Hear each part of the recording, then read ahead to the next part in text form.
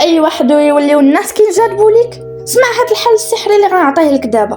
سير على الله.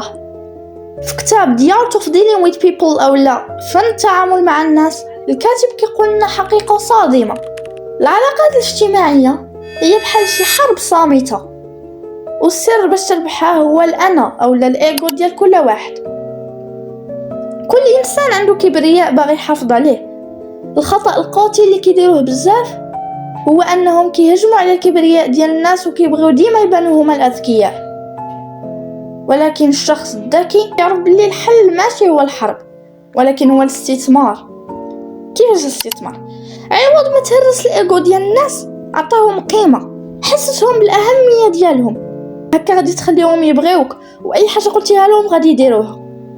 هذه كانت الفكرة الثانية من سلسلة كل نهار فكرة من كتاب. إلا وصلتي حتى هذه المرحلة من الفيديو ما تنساش تكتب لي في التعليقات كلمة إيجو. كان معكم الكوتش أحمد. سير على الله.